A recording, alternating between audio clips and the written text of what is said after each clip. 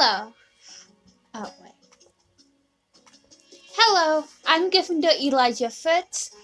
Today I'll be playing Our Life Forever and Always. And this is going to be just one of my mini rounds I'll be playing it.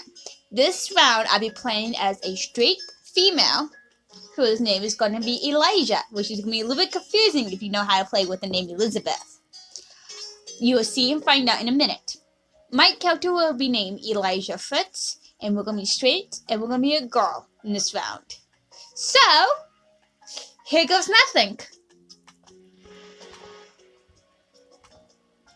So, new file.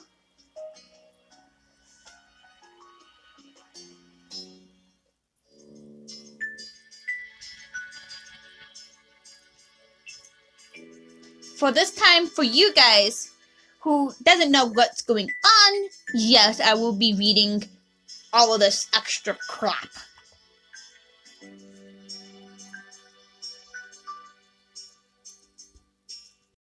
Oh, sorry, Forever and Always is the sequel game. Okay, welcome to Our Life, beginning and always. There are various ways you can customize and interact with the game. This tutorial is an overview of how certain features works. You can read the full tutorial from the main menu to learn about everything in details. To start off, the game is divided into three time periods called steps. Step 1, childhood. Step 2, adolescence. Step 3, teenaged. Our life is further divided into sets of variants that takes place during specific periods of time. These are called moments. Moments can be played in any order or skipped entirely. You move on to the next step, wherever you want to by selecting the summer is ending. Step 1 through 3 includes 5 moments. Each and even more can be unlocked by purchasing DLCs. Some are out now, and other DLCs will be released later on.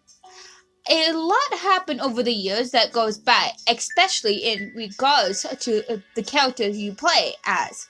You determine nearly everything about the main character: name, appearance, personality, pronouns, interests, skills, their relationship with major characters, and so on. You can decide to change the details as the time goes on, with a few exceptions. Your last name, skin tone, and eye color can't be altered once set. Much of the MC's basic traits are determined on a character creation screen. As the main character grows up, more options become available on the screen. And mention one of the decisions you get to make for your character is selecting a name. You can type in any name you like, or you can pick a present name. Present options are called voice names because the name will be voiced out loud by the romantic lead. You get to hear him say your name as you play through the story. Only the difficult names, Jamie, is included in the basic game. 100 more can be added by getting the free voice name expansion DLC. The full collection of name is spread out as the DLC becomes of how large it is. If you're not interested in that feature, you don't need to get it. Each name in the DLC belongs to or was selected by someone who will support this project. On the character creation screen, there is a cute doll you can decorate to get an idea of what your main character looks like with the different traits put together. Not all the things you decide about the MC will appear on the doll. The script referring what you've decided for the main character is the main way those decisions influence the game. Our life has a first-person perspective, so your character does not appear next to other characters separately. You only see the main character as a decorative doll and the special cut-in CG images. The cut-in CGs only appear if certain choices are made. It's possible not to see any during a playthrough. There's also a second type of special main character base screen, the interactive comfort scene. Unless you get the DLC, the game has one love interest, Cove Holden. He grows up with the main character, and interest/comfort screen is critical for determining how that plays out. Interest level sets how much you like him. There are 4 levels: densest, fun, crush, and love. Love is only available starting in step 3. And if you were at fun or crush in step 2,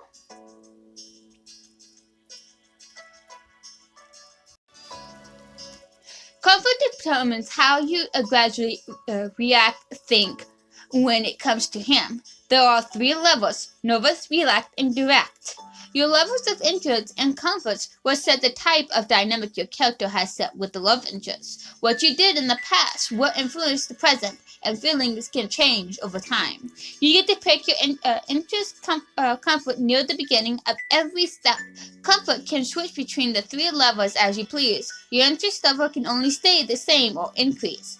Your current level of interest will become the new lowest option on the screen in the future. For an example, if you decide to be fun in step 1, dearest will not be available. Dense will not be available on the screen in step 2 and 3, which will make fun the bottom level option for your relationship.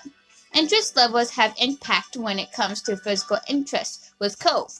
While growing up, things are rather simple.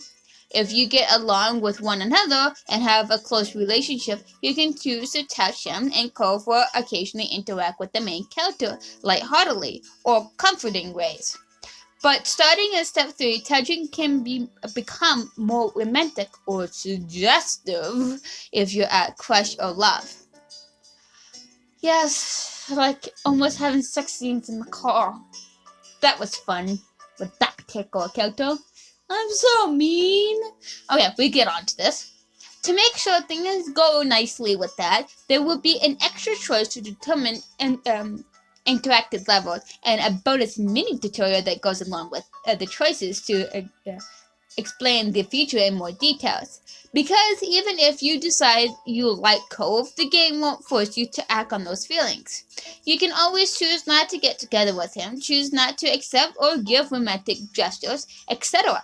If you do decide to date Cove, though you can't break up with him later, interest/comfort gets the basics down, but it's the choices that appears throughout the normal game events that decides what actually happened between the main character and Cove.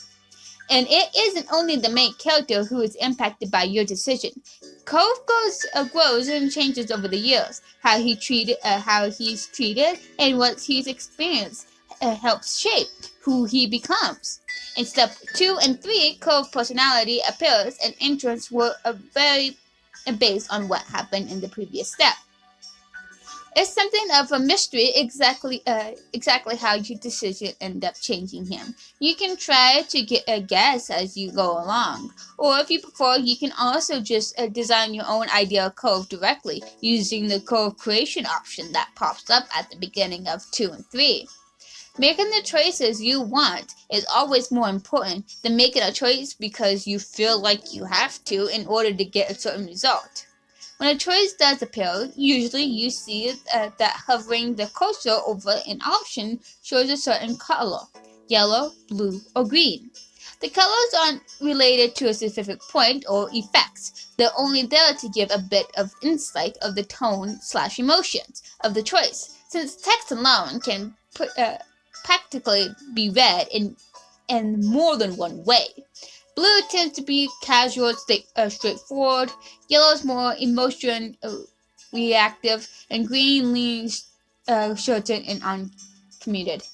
Though there are hundreds of options in our life, and not every choice menu falls in line with that pattern. Picking just one color every time doesn't give the gameplay benefits. Only stick to a certain type if that's what you happen to like. Otherwise, switch between them freely. Always pick yellow, never pick yellow. Persuade romance right from the start, never a romance love interest. Be discreditable or animated, none of them will lead to a bad ending. You're welcome to enjoy the events and shape the story without revolution. And then if you like, you can play again and try something new. There's only ever more good content to discover. We hope you have a nice time with our life. Thank you for playing.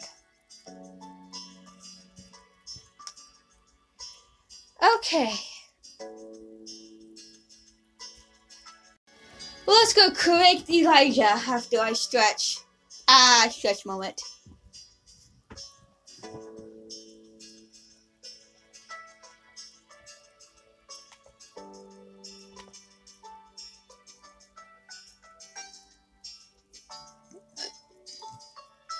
That's good.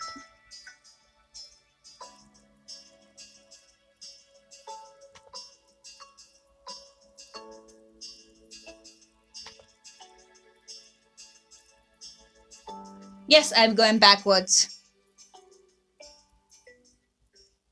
Oh.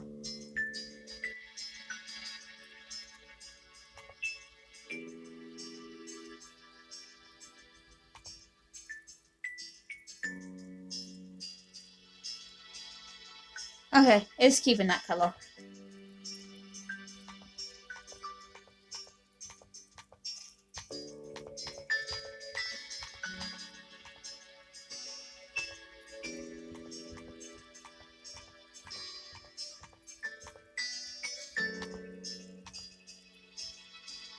Yes, I get to have this. Okay. You might. No. Elegant. Elegance. Eliza.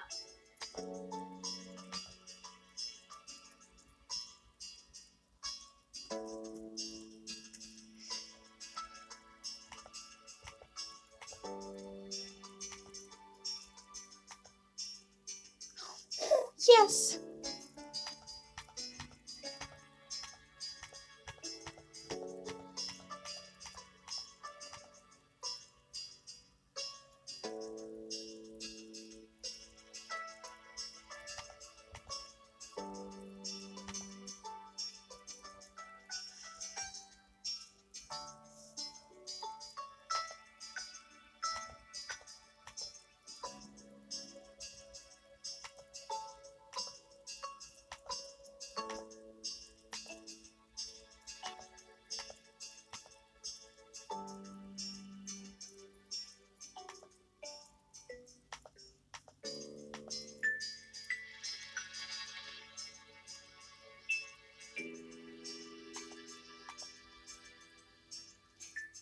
She just looks the cutest.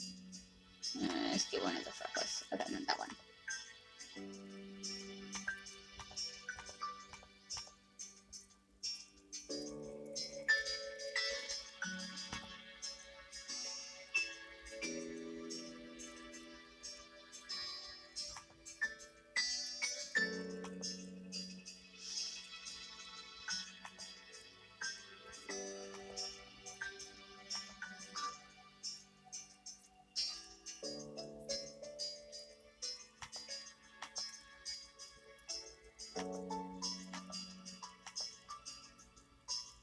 No hats.